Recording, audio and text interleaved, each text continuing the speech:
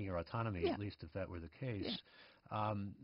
Also, the first infraction, from your standpoint, is one that ought to be used perhaps more educationally, and then That's what we do generally. And then you turn it over to the university after that? Yeah. If I get 2 reports on a student, it immediately goes to the university officer. But a number of us who have had kids in the public school system in the past 10 years or so, we really feel that students aren't taught as much as they could be taught in high school about proper citation of sources and so on. And I deal with enough students to know that a fair number of them are genuinely confused or just don't have the skills as developed as they could be.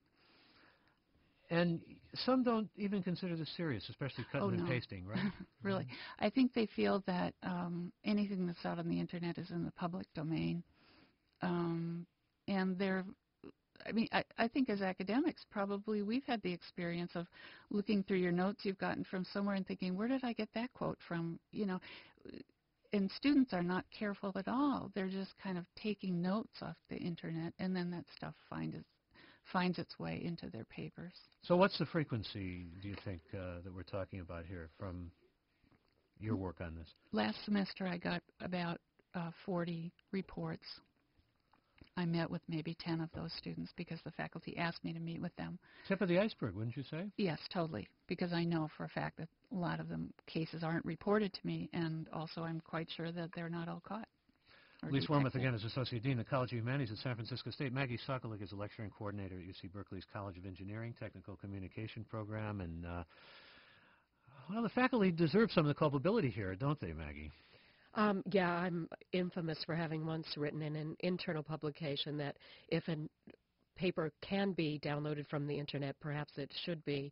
And I don't say that from the student perspective. That is, I'm certainly not encouraging students to download their work. But I am a bit dismayed sometimes at the lack of creativity, the lack of engagement in assignments I see from faculty members that really aren't, as you mentioned, asking students to critically engage with the topic or to present their own point of view in any way.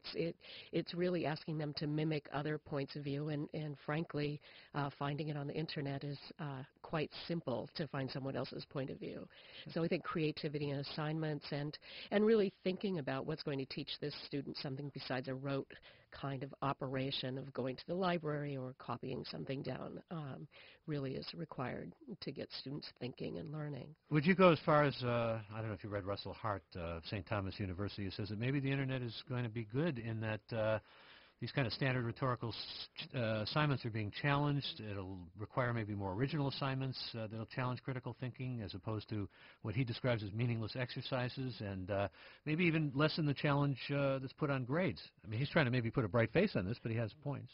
I think he does have a point, and I think that we're seeing an increased number of faculty that are thinking about these things as a result of getting, as I once did, a paper that was copied from Wikipedia, but with the links still intact, so it was quite obvious. Genius. But yes, that's the other thing I think we often don't take into consideration. A lot of students are very bad at this cheating, which I think shows a level of desperation. But,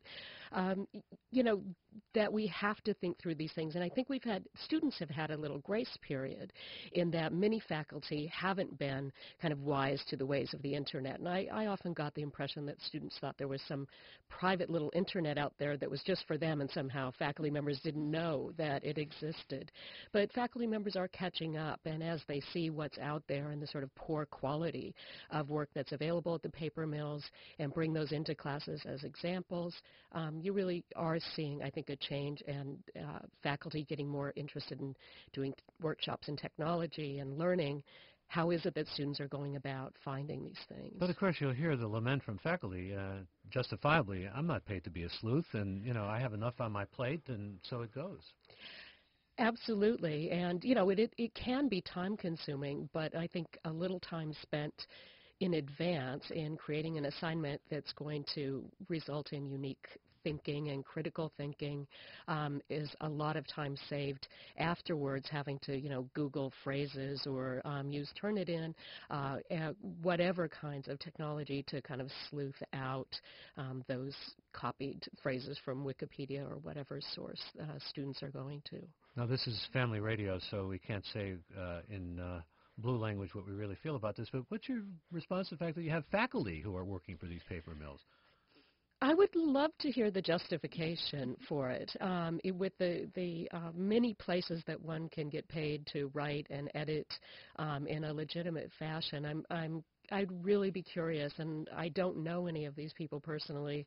I often wonder, however, when I see on these paper mill websites where they say we have ex-faculty members, what exactly that means.